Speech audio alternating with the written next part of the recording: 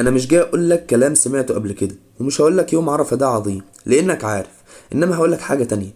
لو يوم عرفة ده عدى عليك عادي يبقى في حاجة غلط في قلبك، وده اللي هنعرفه النهاردة.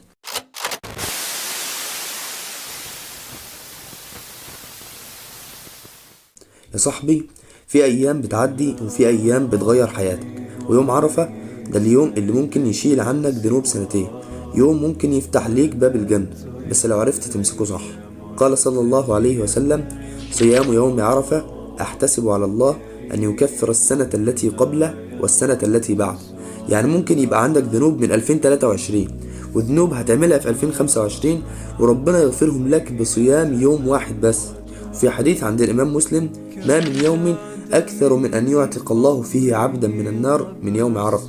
يعني اليوم ده في ناس بتتعتق من النار اللي عمرهم ما ظنوا إن ربنا ممكن يغفر لهم، بس دعوا وبكوا وربنا وسعهم برحمته. طب نعمل ايه عمليا؟ ازاي نعدي يوم عرفة مختلف عن كل السنين اللي فاتت؟ اول حاجة ابدأ النية من دلوقتي. قول يا رب يوم عرفة السنة دي ما يعديش وانا زي ما انا. النية دي لو صدقت فيها ربنا يفتح لك فتح عظيم.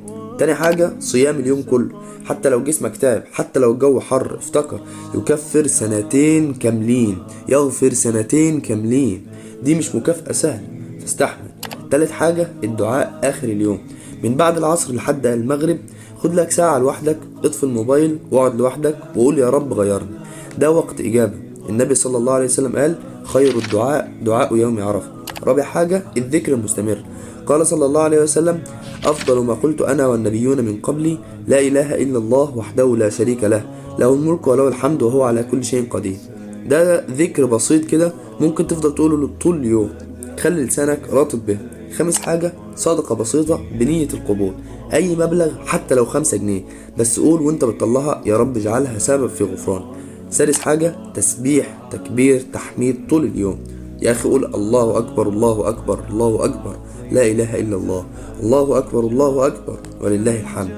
مش هتفرق كتير، أي ذكر في سبيل الله هيتحسب لك. واخد بالك، انت مش محتاج مجهود خارق، انت محتاج قلب صادق. لو يوم عرفة فاتك عادي يبقى انت اللي خسران مش ربنا، ربنا غني عنك، انما انت اللي محتاجه.